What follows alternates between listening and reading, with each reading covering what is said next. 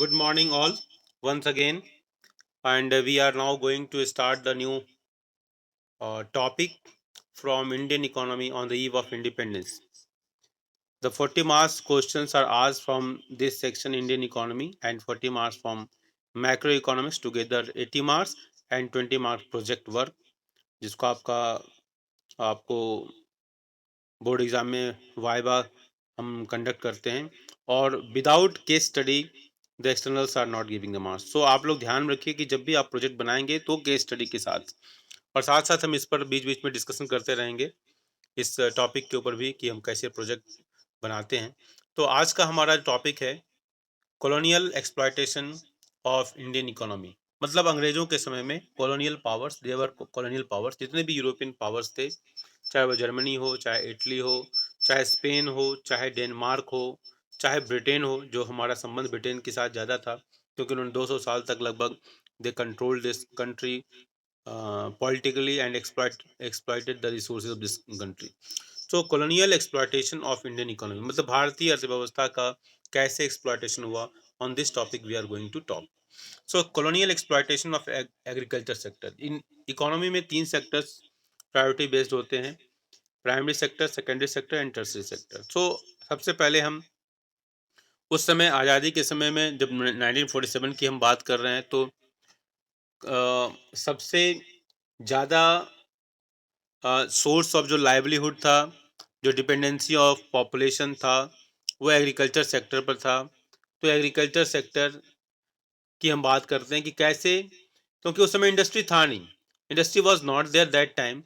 तो अंग्रेज जो बाहर से आए उनका ऑब्जेक्टिव एक्सप्लॉयटेशन था। In the name of trade they came and slowly they exploited every sector, not only economic exploitation, political exploitation, every cultural, religious, every way they have exploited. तो agriculture sector का उन्होंने कैसे exploitation किया वो हमको आज देखना है। अब केवल एक ही सेक्टर वर्किंग था, जो ज़्यादा मात्रा में था वो एग्रीकल्चर सेक्टर था। तो एग्रीकल्चर पर हमारा जो डिपेंडेंसी थी पॉपुलेशन की, वो डिपेंडेंसी और वहाँ से वो कैसे एक्सप्लॉइट करते हैं उसको समझने के लिए हम आते हैं अगले स्लाइड्स के ऊपर। अब हमने इसको समझाने के लिए देखो एक डायग्राम बनाया, जिसमें हमने सबसे ऊपर ब्रिटिश रखा, उसके बाद नीचे 5 जो दिखाई दे रहे हैं आपके रेड कलर में, वो जमींदार हम उसको नोटिफाई करते हैं कि दे आर जमींदार्स।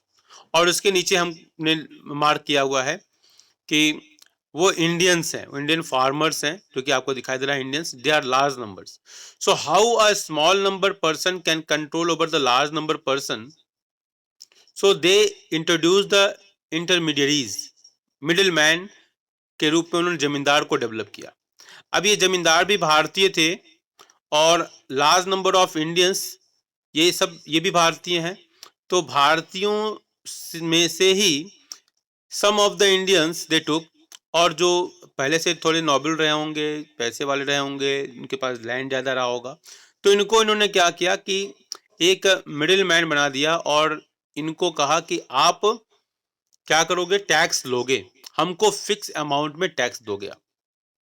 तो इससे Britishers without much effort they are getting the fix amount of revenue, and these zamindars they were asked that you will be the sole owner of the land, ठीक है, and you will collect the taxes as much as you wish to collect, ठीक है, जितना आप collect करना चाहो उतना collect कर लो। अब इससे क्या हुआ, ये जमींदार जो है ज़्यादा से ज़्यादा टैक्स लेने लगे, गेटिंग पॉइंट, ज़्यादा से ज़्यादा टैक्स लेने लगे, और इसका परिणाम क्या हुआ, and what was the impact of this, कि हमारे जो किसान भाई थे उनका एक्सप्लॉयटेशन होने लगा, वो गरीब फार्मर से मजदूर हो गए, ठीक है।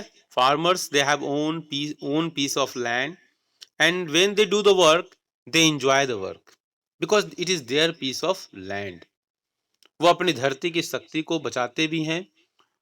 जैसे हम इसको ऐसे सोच सकते हैं ना कि अगर अपना मकान होता है, उसमें रहने का जो आनंद होता है, और एक रेंटेड हाउस में होता है, उसमें रहने का जो आनंद होता है, दोनों के पीस ऑफ माइंड में कितना अंतर होता है। जब हम अपने मकान में होते हैं, अपनी ज़मीन होती है, उसमें हम अपने हिसाब से फूल पत्ती या कुछ भी कर पाते हैं, जहाँ जैसा कंस्ट्रक्शन चाहें कर सकते हैं। तो एक अलग आनंद होता है, एक हैप्पीनेस होता है। काम भी करते हैं लेकिन हैप्पीनेस भी मिलती रहती है।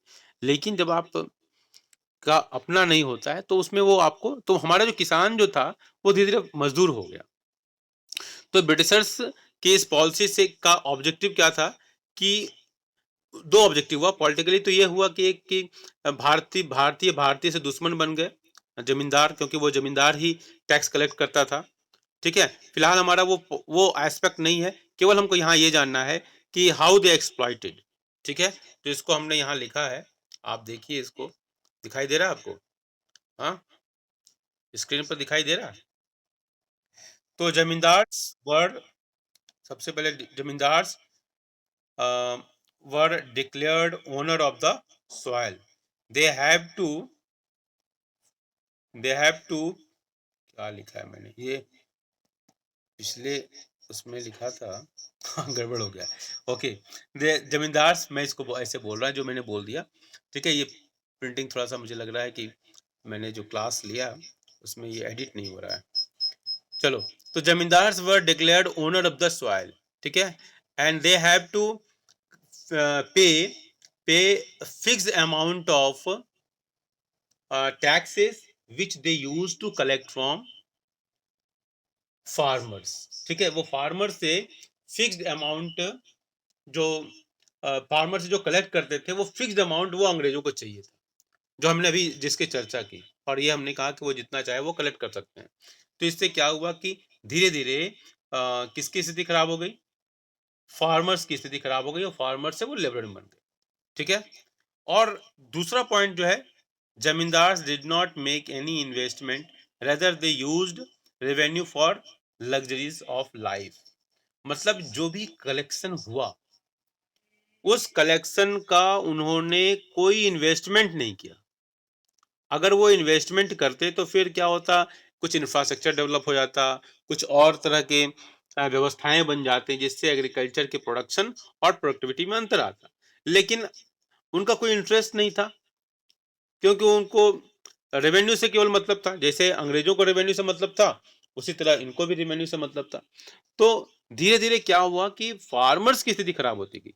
तो ये एग्रीकल्चर सेक्टर का एक्सप्लॉयटेशन को हम इसको एग्रीकल्चर सेक्टर के एक्सप्लॉयटेशन के रूप में देखते हैं। पॉइंट, इसके बाद आता है colonial exploitation of industrial sector.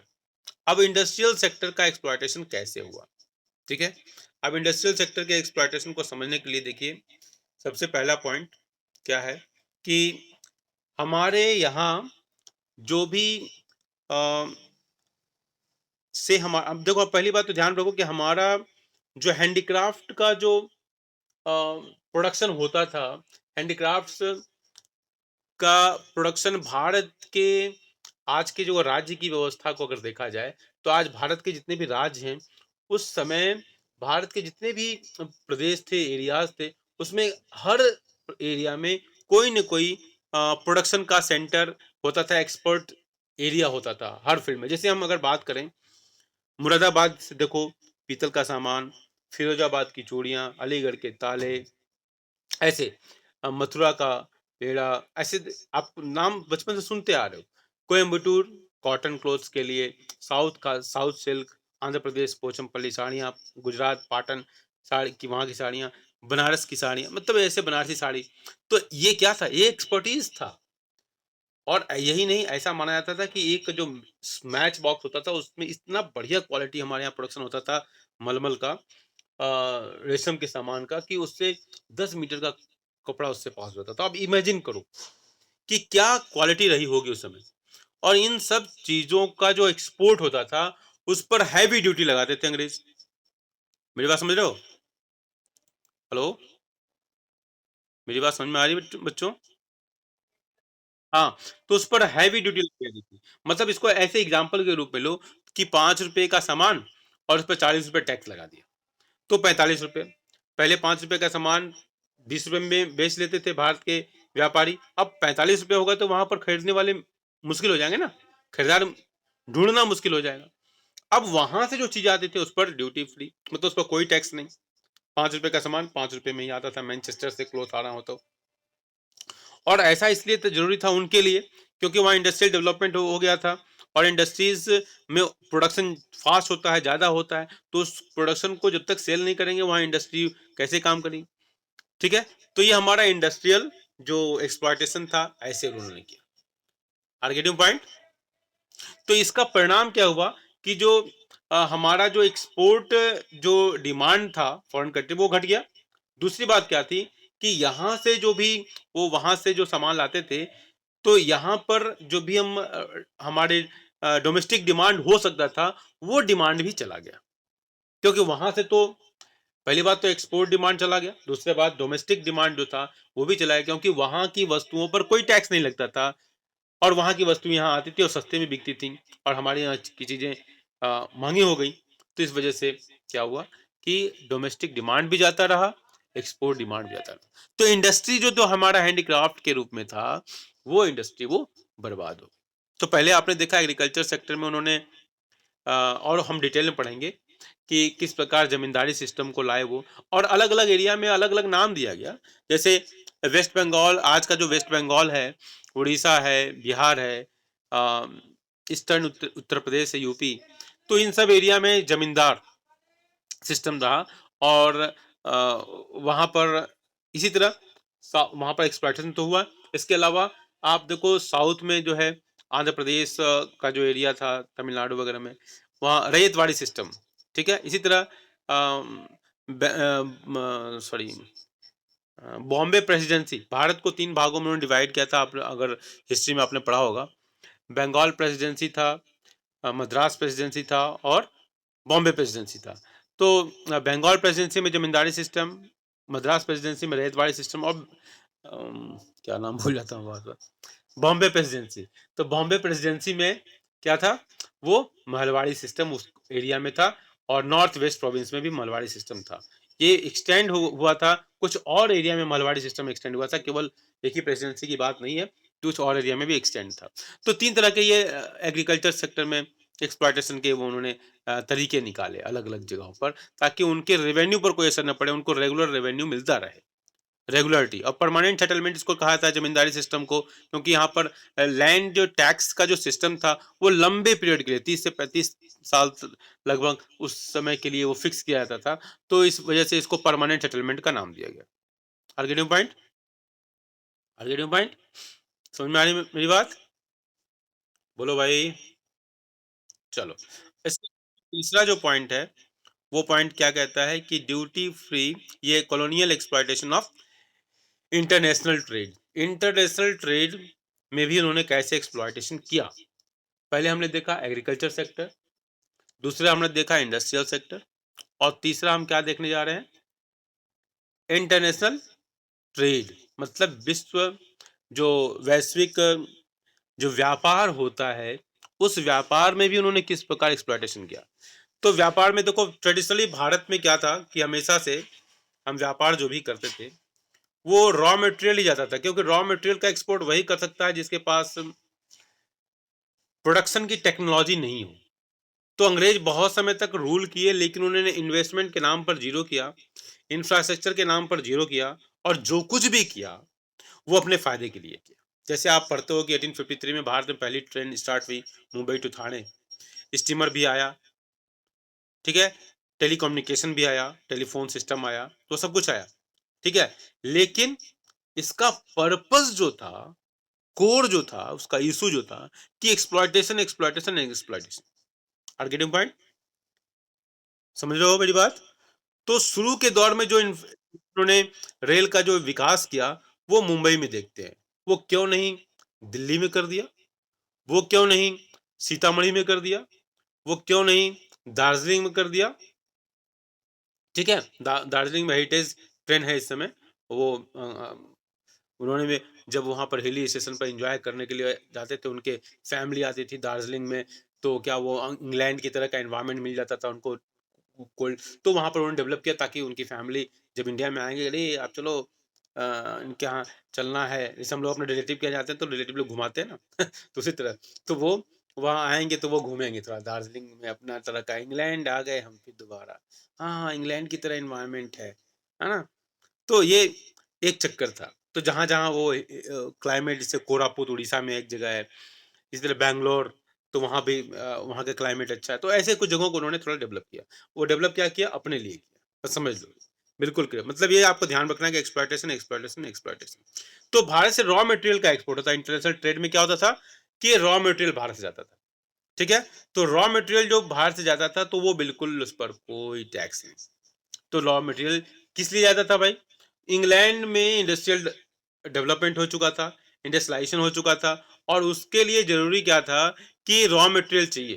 क्योंकि इंडस्ट्री में क्या होता है, रॉ मटेरियल जाता है, मशीन उसको प्रोसेसिंग करती है और आउटपुट निकलता है। ठीक है? तो उनको रॉ मटेरियल की ज़रूरत थी, और जितने भी कॉलोनियल पावर इसीलिए बने, because they wanted to have a raw material. जितने भी एशिया, अफ्रीका को उन्होंने कॉलोनी बनाया, वहां से रॉ मटेरियल के लिए तो बनाया ही। और कोई ऑब्जेक्टिव क्या था? डेवलपमेंट थोड़ी था। Vasco da Gama was not our मामा, ऐसे कहते हैं ना। तो उसी तरह ये क्या था, केवल और केवल इनका ऑब्जेक्टिव क्या था? एक्सप्लॉयटेशन। तो रॉ मटेरियल यहाँ से वो ले आते थे अपने इंडस्ट्रियल नीड्स को फुलफिल करने के लिए। इसके बाद क्या हुआ, वहां से जो होता था duty free import of British goods to expand demand for the British goods in the Indian market. अब वहां से जो सामान आता था, इंटरनेशनल ट्रेड की बात करें, इंडस्ट्री में भी, एक्सप्लॉयटेशन में भी यही पॉइंट है लगभग, और इंटरनेशनल ट्रेड में भी। तो वहां से जो ड्यूटी फ्री इंपोर्ट होता था, कोई टैक्स नहीं लगता था। ठीक है? जिससे इंडियन मार्केट में ब्रिटिश प्रोड्यूस्ड गुड्स की डिमांड बढ़ती गई, एक्सपैंड होता गया उनका। ठीक है? तो ये हमारा इंटरनेशनल ट्रेड है। ये आपको समझ में आई बात? बोलो भाई, बोलिए। इसमें किसी को कोई डाउट है तो बोलिए। किसी को कोई डाउट? ये आप, कोई डाउट हो तो बोलो भाई, बिना किसी संकोच के बोलिए। कोई अगर डाउट है तो बोलिए। बोलो बेटा, बोलिए। बोलो बेटा, कोई डाउट नहीं है? बोलो। अगर कोई डाउट नहीं है तो देखो, हम features of Indian economy on the eve of independence देख रहे हैं। तो हमारा पहला पॉइंट है features of Indian economy, stagnant economy. ठीक है? स्टैग्नेंट इकोनॉमी, बस पॉइंट आप नोट कर ले या स्क्रीनशॉट ले ले, लिख के पोस्ट जरूर कीजिए। आप सब लोग पोस्ट कीजिए अगर अच्छा करना चाहते हो। From the very beginning I am telling you कि आप सब लोग पोस्ट कीजिए। ठीक है? क्योंकि अगर ये अकाउंटेबिलिटी नहीं डेवलप करोगे बिगिनिंग में, तो आपका जो नॉलेज लेवल है वो आपका सही नहीं होगा। ये समझ लेना। सब्जेक्ट से आपको अभिरुचि नहीं पैदा होगी, इंटरेस्ट नहीं होगा, और आपकी अकाउंटेबिलिटी समाप्त हो जाएगी। पॉइंट। तो पहला पॉइंट हमारा स्टैग्नेंट इकोनॉमी। ठीक है? दूसरा हमारा बैकवर्ड इकोनॉमी। ठीक है? पहला पॉइंट क्या है? Stagnant economy. दूसरा बैकवर्ड इकोनॉमी। तीसरा क्या है? नोट करते जाएंगे। मैं इन पॉइंट, टाइम होने वाला है तो इसलिए मैं इन पॉइंट को एक्सप्लेन नहीं करूंगा, केवल नोट करा। तीसरा पॉइंट है एग्रीकल्चर बैकवर्डनेस। ठीक है? एग्रीकल्चर बैकवर्डनेस, नोट कर लिया? एग्रीकल्चर, एग्रीकल्चरल बैकवर्डनेस मतलब कृषि का पिछड़ापन। ठीक है? पूरी इकोनॉमी बैकवर्ड इकोनॉमी थी, पिछड़ी इकोनॉमी थी। स्टैग्नेंट इकोनॉमी जिसे कहते हैं पानी ठहर जाता है, स्टैग्नेंट होता है, रुका हुआ, है ना? तो जब पानी जब रुका होता है तो उसमें एक्वेटिक जो एनिमल्स हैं, प्लांट्स हैं, वो सब ग्रोथ नहीं होते। नेक्स्ट पॉइंट है इंडस्ट्रियल बैकवर्डनेस, औद्योगिक पिछड़ापन, इंडस्ट्रियल बैकवर्डनेस। और इसका परिणाम, जब सब तरफ पिछड़ापन होगा, पिछड़ापन होगा, तो उसका परिणाम क्या होगा? What will the result? Rampant poverty, मतलब गरीबी, प्रायः गरीबी का प्रकोप देखने को मिलता है। तो रैम्पेंट पॉवर्टी, ठीक है? ये गरीबी हर जगह, हर सेक्टर में उसका इम्पैक्ट दिखाई देता है, ओवरऑल पॉवर्टी। ठीक है? इसके बाद पुअर इंफ्रास्ट्रक्चर। ठीक है? इंफ्रास्ट्रक्चर जो संरचनात्मक जो विकास था, संरचना थी, वो अच्छी नहीं थी। इसे हम इंफ्रास्ट्रक्चर के नाम पर रोड की बात करते हैं, टेलीकम्युनिकेशन की बात करते हैं, ट्रांसपोर्ट सिस्टम की बात करते हैं। इसमें एयरवेज, वाटरवेज, लैंड, ये सब सारा कुछ आता है उसमें, इंफ्रास्ट्रक्चर में। और भी बहुत सारी चीजें आती हैं। तो इंफ्रास्ट्रक्चर की स्थिति बहुत ही खराब, हैवी डिपेंडेंस ऑन इम्पोर्ट्स। अब हमारी डिपेंडेंसी किस पर बढ़ गई थी? इम्पोर्ट के ऊपर बढ़ गई थी, क्योंकि हैंडीक्राफ्ट इंडस्ट्री चौपट हो गई, यहाँ का जो भी इंडस्ट्री था वो सब बर्बाद हो गया। तो हमको अब सरवाइव करने के लिए क्या करना पड़ा? वो वही चाहते थे जिसको कहते हैं पैरासाइटिक डेवलपमेंट। पैरासाइट्स, पैरासाइट आपने पढ़ा होगा 10th क्लास में, हाँ, कि पैरासाइट्स होता है जो आपके बॉडी से सक करता है, आपके बॉडी के अंदर ही होगा और आपके ऊपर डिपेंडेंट हो, तो पैरासाइट हो गया। ठीक है। सॉरी। इसके बाद लिमिटेड अर्बनाइजेशन। अर्बनाइजेशन जो है, शहरीकरण बहुत ही लिमिटेड अमाउंट में होगा, क्योंकि जब शहरीकरण होता है ना, शहर में बहुत सारे रोजगार के अपॉर्चुनिटीज मिलती हैं, तो वो भी नहीं था उस समय में। ठीक है। नेक्स्ट है सेमी फ्यूडल इकोनॉमी, मतलब सामंतवादी व्यवस्था। जमींदारी सिस्टम के आने के बाद ये व्यवस्था हो गई, एक मिडिल मैन अप्रोच हो गया इकोनॉमी में। तो इकोनॉमी का जो नेचर है वो सेमी फ्यूडल इकोनॉमी हो गया, पूर्णतया नहीं था लेकिन सेमी फ्यूडल। इसके बाद कॉलोनियल इकोनॉमी, हम पूरी तरह कॉलोनियल उपनिवेशवाद के शिकार हो गई, हमारी अर्थव्यवस्था उपनिवेशवाद के शिकार हो। तो ये हमारा पॉइंट था, जो कि हम फिर कल एलोबरेट करेंगे, नेक्स्ट क्लास में एलोबरेट करेंगे। एक बार देख लेंगे। Stagnant economy, backward economy, agricultural backwardness, industrial backwardness, rampant poverty, poor infrastructure, heavy dependence on imports, limited urbanization, semi feudal economy और कॉलोनियल इकोनॉमी। चलिए पॉइंट, तो ये सारे हमारे पॉइंट्स थे आज के। तो उम्मीद है कि ये सारे पॉइंट्स आप पोस्ट करना बेटा, जरूर पोस्ट करो अगर अच्छा करना चाहते हो। इसके अलावा किसी को डाउट है तो पूछिए, आप किसी भी पोर्शन में डाउट हो, कोई क्वेश्चन हो तो जरूर पूछिए आप। बोलो बेटा,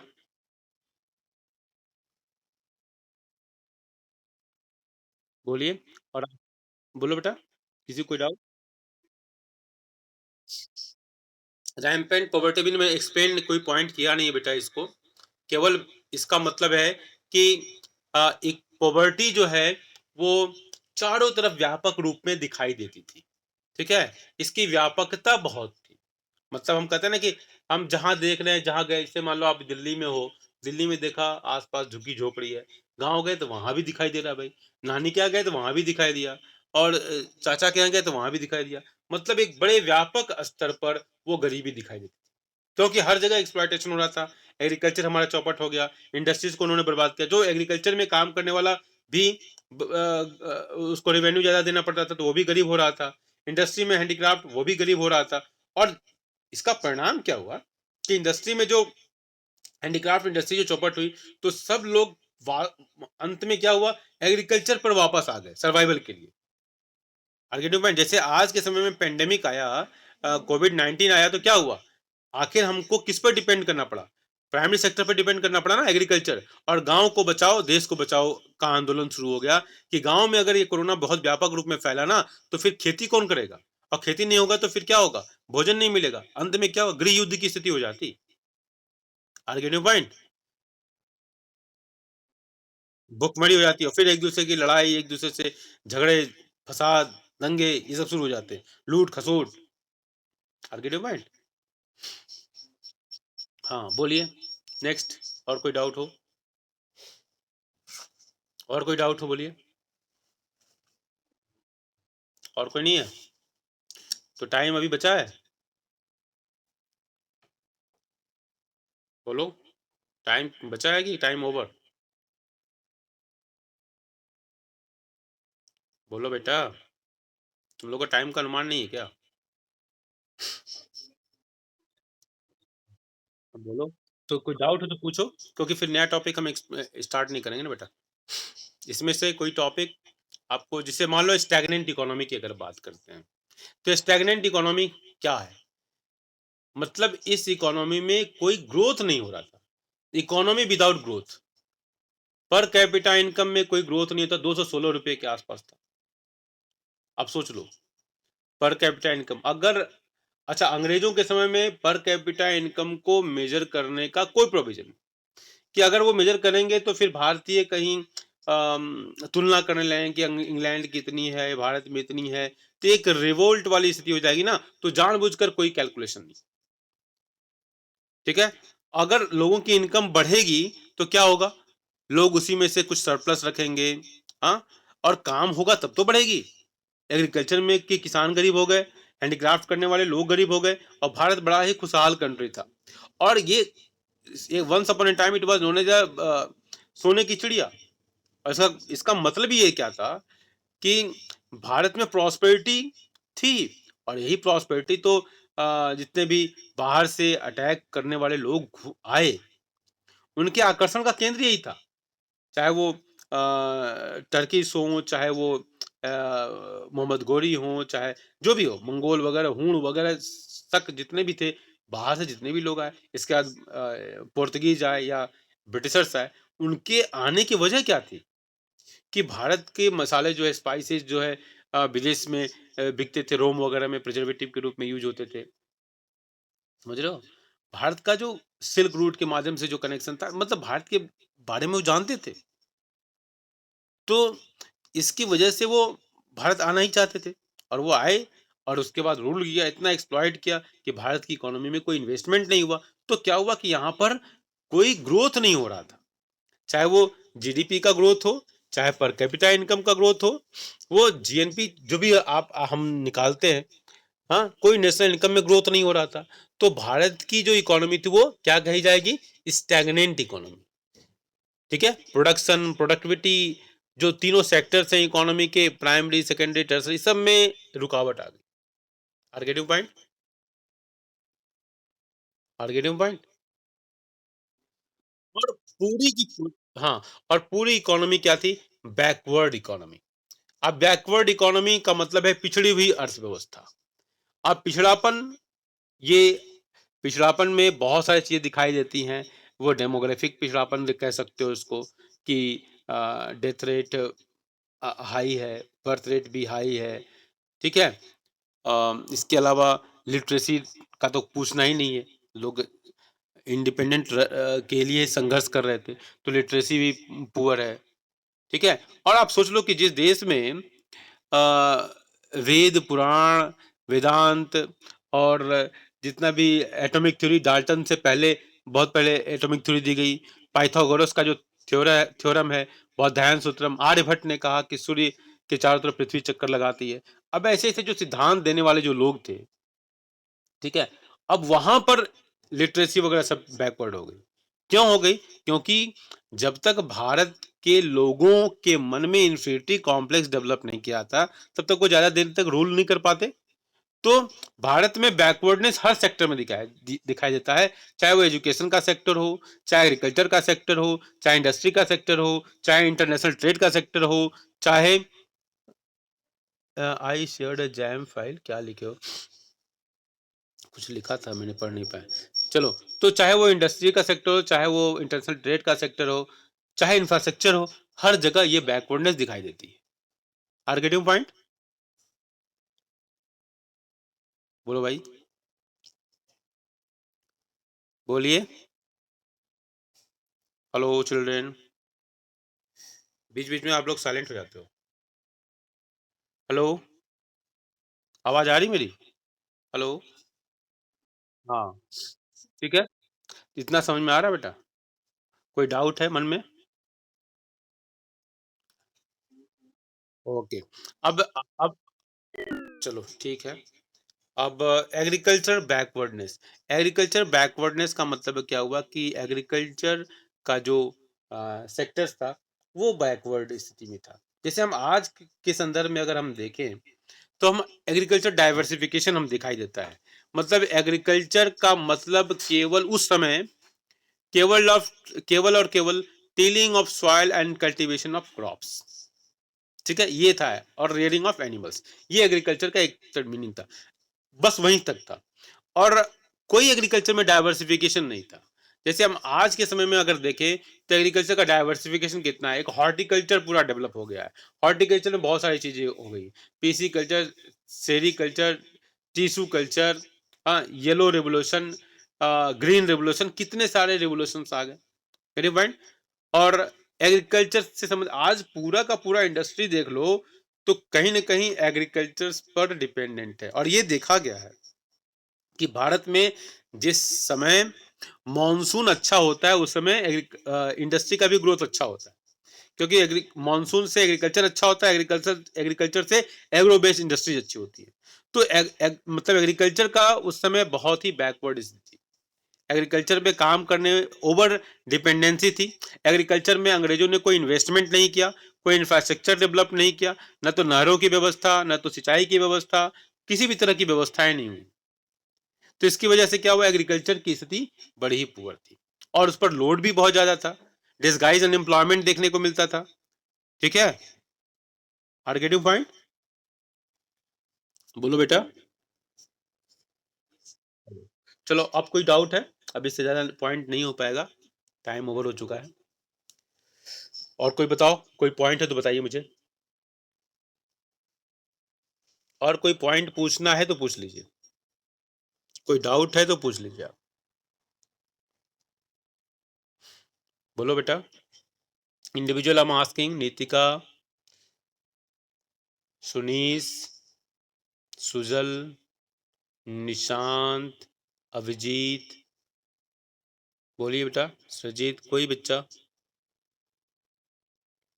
कोई डाउट है? ये डाउट नहीं है? बोलो, कोई डाउट नहीं है? कोई क्वेश्चन मन में नहीं? हम्म, शुभांकिता, क्या? यस सर, डाउट है? अच्छा, तो अब हॉलीडे होमवर्क अपलोड कर दोगी बेटा जल्दी से? बोलिए। और जल्दी से हॉलीडे होमवर्क सबमिट कर दीजिए। और दूसरी बात कि अभी मैंने कहा कि सब लोग अपना, जो भी ग्रुप में है, सब लोग अपना नाम मैसेज कर देंगे मुझे, so that I can save individuals. Okay, सबके नाम से मैं सेव कर लूँ। ठीक है, ये काम आप लोग जल्दी से कर लें। चलिए ठीक है बेटा, थैंक यू।